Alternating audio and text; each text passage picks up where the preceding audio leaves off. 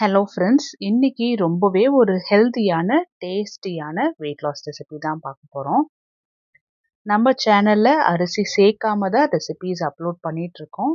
இது weight loss பண்ணுறவங்க, wait manage பண்ணுறவங்க, சுகர் இருக்கிறவங்களுக்குலாம் ரொம்பவே யூஸ்ஃபுல்லாக இருக்கும். இது போல் ரெசிபீஸ்க்கு நம்ம சேனலை சப்ஸ்கிரைப் பண்ணி வச்சுக்கோங்க. இன்னைக்கோட ரெசிபிக்கு பவுலில் நான் 3/4 டம்ளர் பாசிப்பருப்பு எடுத்திருக்கேன். பாசிப்பருப்பில் அதிகப்படியான புரோட்டீன்ஸ், ஃபைபர் இருக்கிறனால இது ஹார்ட் ஹெல்த்துக்காக இருக்கட்டும், வெயிட் மேனேஜ் பண்ணுறதுக்காக இருக்கட்டும், பிளட்டில் இருக்கிற சுகர் லெவலை கண்ட்ரோல் பண்ணுறதுக்காக இருக்கட்டும் ரொம்பவே யூஸ்ஃபுல்லாக இருக்கும். இது கூட நம்ம எடுத்துருக்கிற அடுத்த இன்க்ரீடியண்ட் அதே டம்ளரில் 3/4 டம்ளர் வெள்ளை உளுந்து.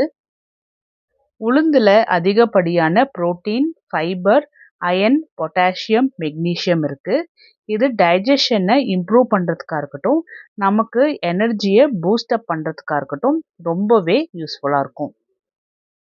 ரெகுலராக உளுந்து எடுத்துக்கிட்டு இருந்தோம் அப்படின்னா போன்ஸோட ஸ்ட்ரென்த்துக்கு, ஹேரோட ஹெல்த்துக்கு, நம்மளோட ஸ்கின் நல்லா ஷைனிங்காக இருக்கிறதுக்கு ரொம்ப யூஸ்ஃபுல்லாக இருக்கும்.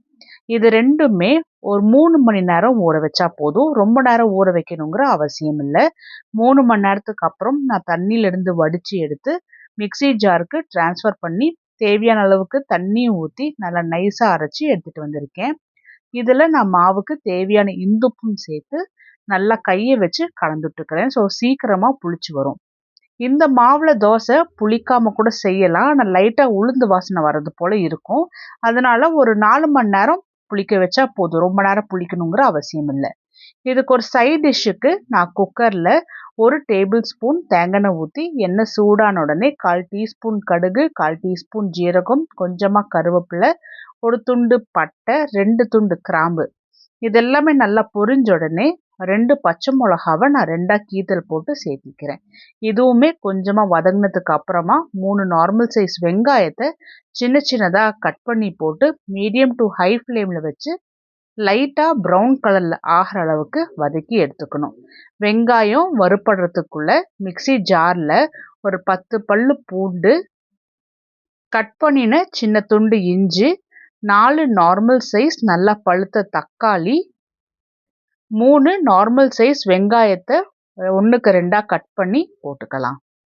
இது கூடவே 1 டீஸ்பூன் சோம்பு, 3 டேபிள் ஸ்பூன் பொட்டுக்கடலை சேர்த்தும் போது நம்மளோட கிரேவி நல்ல ஒரு திக்னஸ் கொடுக்கும். தண்ணி கொஞ்சமாக சேர்த்து இதை நல்லா நைஸாக அரைச்சி எடுத்துகிட்டு வந்தாச்சு. வெங்காயமும் நல்லா வதங்கி வந்திருக்கு. இந்த அரைச்சிட்டு வந்த கிரேவியை வெங்காயத்தோட சேர்த்து நல்லா கலந்துட்டுட்டு மிக்ஸி ஜார்லேயும் ஒரு 1/2 டம்ளர் தண்ணி ஊற்றி நல்லா கலந்துட்டுடலாம். இதில் தேவையான அளவுக்கு கல்லுப்பு, 1/4 டீஸ்பூன் மஞ்சள், 1/4 டீஸ்பூன் பெருங்காயத்தூள், சின்ன சின்னதாக கட் பண்ணின கொஞ்சமாக புதினாவும் கொத்தமல்லியும் இதை சேர்த்தும் போது நல்ல ஒரு வாசனையும் டேஸ்ட்டும் கொடுக்கும்.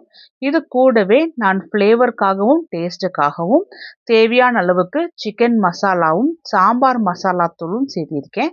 நீங்கள் வீட்டில் அடைச்ச குழம்பு மிளகாத்தூள் இருந்தாலும் சேர்த்திக்கலாம். இதை ஒரு முறை கலந்துட்டுட்டு நமக்கு கிரேவி எந்த கன்சிஸ்டன்சியில் வேணுமோ அந்த அளவுக்கு தண்ணி ஊற்றி நல்லா கலந்துட்டுட்டு உப்பு, காரம் எல்லாம் சரி பார்த்துக்கணும். இந்த ஸ்டேஜ்லேயே நமக்கு தேவையான காரம், உப்பு எல்லாமே சேர்த்திடணும். இதை மூடி வச்சு ஒரு 2 விசில் விட்டு எடுத்துடலாம். அப்போ தான் நம்ம சேர்த்துற இன்க்ரீடியன்ஸ் எல்லாமே இன்னும் கொஞ்சம் நல்லா வெந்து வரும்போது எண்ணெயும் நல்லா ரிலீஸ் ஆகி நல்லா டேஸ்ட்டாக வரும். 4 மணி நேரம் தான் நான் மாவை புளிக்க வச்சுருக்கேன். இதில் நான் 1/4 டீஸ்பூன் ஜீரகம், சின்ன சின்னதாக கட் பண்ணி வச்சுருந்த கொஞ்சமாக கொத்தமல்லி, ஒரு நார்மல் சைஸ் கேரட்டை துருவி சேர்த்தி மாவோட நல்லா கலந்துட்டுடலாம். மாவு பார்த்தோம்னா நல்ல சூப்பராக ப்ளஃபியாக இருக்கும். இதில் ஊத்தப்பம், இட்லிலாம் போடலாம். தோசை அந்த அளவுக்கு மெல்லிசாக போட முடியாது. அதனால இந்த மாவு ஊத்தப்பத்துக்கும் இட்லிக்கும் பர்ஃபெக்டாக இருக்கும். இட்லி பிளேட்டோட குழியில் எல்லாமே நான் எண்ணெய் தடவிட்டு ஒவ்வொரு குழிக்குழியுமே மாவை ஊற்றி இதை ஒரு 10 நிமிஷம் நல்லா வேக வச்சுட்டு ஃப்ளேம் ஆனில் வச்சு சிம்லேயும் ஒரு 5 நிமிஷம் வச்சு மாவை நல்லா வேக வச்சு எடுத்துக்கணும். இது ரொம்ப இம்பார்ட்டண்ட்டு. ஏன்னா வேகலை அப்படின்னா நடுவில் ரொம்ப மாவாக இருக்கிறது போல் ஆயிடும். இட்லி வேகறதுக்குள்ள நம்மளோட கிரேவியுமே ரெடி ஆயிடுச்சு. இதுக்கப்புறம் தாளிக்கணுங்கிற அவசியம் இல்ல. அவ்வளோதான்.